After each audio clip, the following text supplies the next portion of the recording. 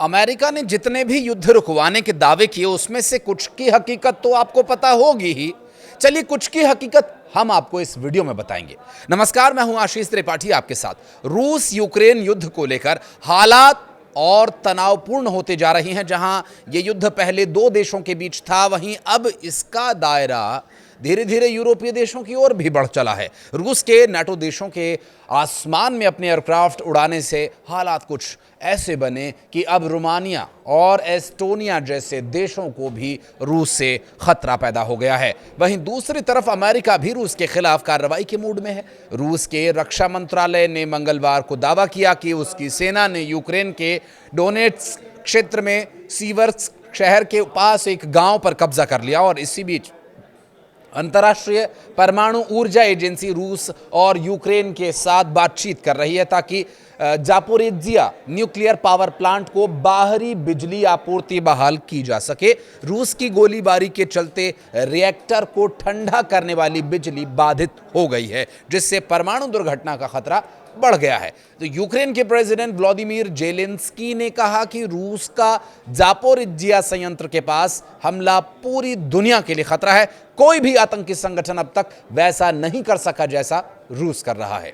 बहरहाल, यूरोपीय संघ के नेता बुधवार को कोपेनहेगन में एक बैठक करेंगे।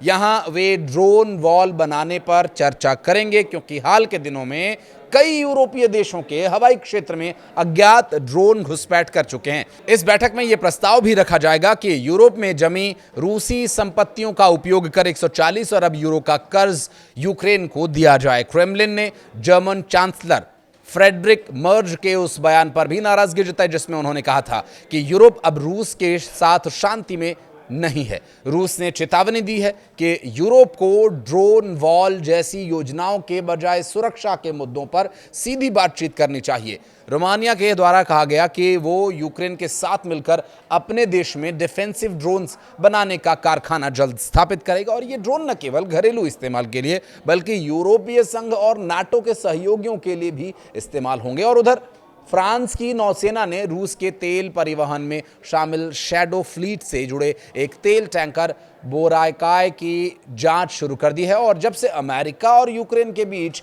डेडली टॉकहोम क्रूज मिसाइल्स देने की बात हुई, रूस बेचैन नजर आ रहा है। रूस ने सोमवार को कहा कि उसकी सेना यह जांच कर रही है कि अमेरिका यूक्रेन को टॉकहोम क्रूज मिसाइल्स देगा या नहीं। अगर ऐसा होता है तो यह कदम रूस और अमेरिका के बीच सीधे टकराव को जन्म दे सकता है। यही वजह है कि इस मिसाइल का नाम लेते ही यूरोपीय और अमेरिका दोनों ही महाद्वीपों में हड़कंप मच जाता है। अमेरिका के उपराष्ट्रपति जेडी वेंस ने रविवार को बताया कि वॉशिंगटन यूक्रेन की इस मांग पर विचार कर रहा है। हालांकि राष्ट्रपति डोनाल्ड ट्रंप ने अभी अंतिम फैसला नहीं लिया है। यूक्रेन के राष्ट्रपति व्लादिमीर जेलेंस्की ने पिछले हफ्ते चेतावनी दी थी कि क्रेमलिन अधिकारियों को पता होना चाहिए कि बॉम्ब शेल्टर कहां है। अमेरिकी दूत कीथ केलॉग ने कहा कि राष्ट्रपति ट्रंप के द्वारा संकेत दे दिए गए हैं कि अब कीव को रूस के भीतर लंबी दूरी तक हमला करने का अधिकार मिलना चाहिए। उन्होंने कहा कि गहराई तक मार करने की क्षमता का इस्तेमाल करो, क्योंकि कोई भी जगह अब सुरक्षित नहीं है। टॉकहोम मिसाइल्स की मार क्षमता 2500 किलोमीटर है, यानी यूक्रेन से दागे जाने पर यह आसानी से मॉस्को और रूस के अधिकांश यूरोपीय हिस्सों तक पहुंच सकती है। टॉम हॉक अमेरिकी नौसेना की प्रसिद्ध सबसोनिक मिसाइल है और यह क्रूज मिसाइल जो 1970 के दशक से विकसित हो रही है, जहां ये जहाज़ों, पनडुब्बियों और ज़मीनी लॉन्चर्स से दागी जा सकती है और 1000 मील दूर लक्ष्य को सटीक निशाना बना सकती है। और आपको बता दें कि ब्लॉक 4 यानी जो संस्करण ब्लॉक 4 का एडवांस संस्करण है, इसमें 2 तरफा डेटा लिंक है जो उड़ान के दौरान लक्ष्य बदलने की अनुमति भी देता है। रेंज और गति की बात करें तो 2500 किलोमीटर तक इसकी दूरी है और 885 किलोमीटर प्रति घंटा की सबसोनिक स्पीड से ये उड़ सकती है। कम ऊंचाई पर उड़ान भरकर रडार से बच भी सकती है। नेविगेशन की बात करें तो जीपीएस, डीएसएमएसी यानी डिजिटल सीन मैचिंग और इनर्शियल नेविगेशन से 5 मीटर की सटीकता और साथ ही जो रेजिडेंट जीपीएस से दुश्मन की इलेक्ट्रॉनिक जंग से बची रहती है, तो ये भी निश्चित रूप से इसके एक प्लस पॉइंट्स में से एक है। और इसकी बात करें तो पे लोड जो है 1000 पाउंड है, 450 किलोग्राम। पारंपरिक जो वॉरहेड या सबम्यूनिकेशन डिस्पेंसर या अन्य घंटों जो कि लूटर कर सकती है, और 15 वैकल्पिक लक्ष्यों के साथ ये रीडायरेक्ट हो सकती है। ब्लॉक 5 में नेव कॉम्स के अपग्रेड से नेविगेशन इसका बेहतर हुआ। और इस्तेमाल की बात करें तो 2300 से ज़्यादा कॉम्बैट फायरिंग। तो वहीं अमेरिका ने रूस यूक्रेन युद्ध को नए मोड़ पर ले जाने वाला बड़ा कदम भी उठाया। कभी शांति वार्ता की बात करने वाले अमेरिका ने यह तय कर लिया है कि वो यूक्रेन को हर वो बात सुविधा और चीज़ें उपलब्ध कराएगा जिससे उसे रूस से लड़ने में मदद मिलेगी। अब यहाँ पर एक सवाल ये उठता है कि डोनाल्ड ट्रंप जो युद्ध रुकवाने की बात कर रहे थे, अब वो युद्ध रुकवाने की बजाय युद्ध भड़काने का काम कर रहे हैं। तो सवाल ये है कि आखिर उनके वादे का क्या हुआ। ये डोनाल्ड ट्रंप का वादा है, तो इस वादे पर बहुत ज़्यादा एतबार करना ठीक नहीं है। रॉयटर्स की रिपोर्ट के मुताबिक अमेरिका अब यूक्रेन को रूस के भीतर स्थित ऊर्जा ढांचों जैसे तेल, रिफाइनरी, पाइपलाइन और पावर प्लांट्स को निशाना बनाने के लिए खुफिया जानकारी भी उपलब्ध करवाएगा।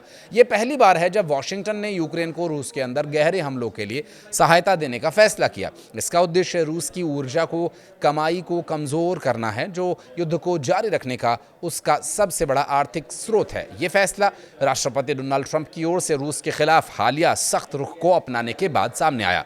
ट्रंप ने कुछ ही दिन पहले सोशल मीडिया पर लिखा था कि आर्थिक दबाव के चलते रूस मुश्किल में है और यूक्रेन यूरोपीय संघ के सहयोग से अपनी सभी जमीन वापस ले सकता है। माना यह जा रहा है कि ये बयान और अब खुफिया जानकारी साझा करने का फैसला ट्रंप की नई रणनीति का हिस्सा है। और इतना ही नहीं, ट्रंप ने यूरोपीय देशों पर दबाव डाला है कि वे रूस से तेल खरीदना बंद कर दें, और साथ ही उन्होंने भारत और तुर्की जैसे देशों पर भी कड़ा रुख अपनाया है ताकि मॉस्को की कमाई के रास्ते बंद किए जा सकें। रिपोर्ट्स के मुताबिक ट्रंप ने भारत पर अतिरिक्त टैरिफ लगाने की तैयारी की है ताकि नई दिल्ली सस्ता जो रूसी तेल है वो खरीदना बंद करे। अमेरिका केवल खुफिया जानकारी ही नहीं बल्कि यूक्रेन को टॉमहॉक मिसाइल्स देने पर भी विचार करा, जिसके बारे में हमने आपको शुरुआत में बताया था।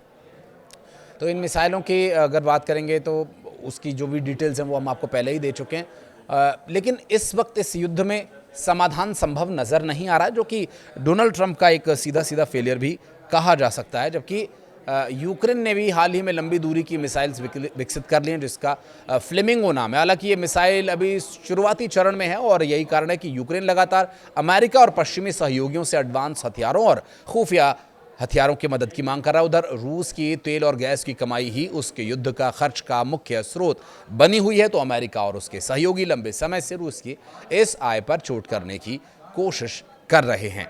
फरवरी 2022 में रूस ने यूक्रेन पर हमला शुरू किया था और इसे विशेष सैन्य अभियान बताया गया था। रूस का कहना यह है कि उसका जो मकसद है वो नाटो के विस्तार को रोकना, जबकि यूरोपीय देश और अमेरिका इसे एक औपनिवेशिक जमीन हड़पने का प्रयास मानते हैं। बहरहाल इस बारे में अगर आप कुछ कहना चाहते हैं तो प्लीज़ बताइएगा। और अमेरिका के बार बार जो दावे सामने आते हैं डोनाल्ड ट्रंप के कि हमने वो युद्ध रुकवा दिया, फलाना युद्ध रुकवा दिया, क्या युद्ध रुकवाने की उनकी योजनाएं धरातल पर काम कर रही हैं? वीडियो को अंत तक देखने के लिए बहुत धन्यवाद।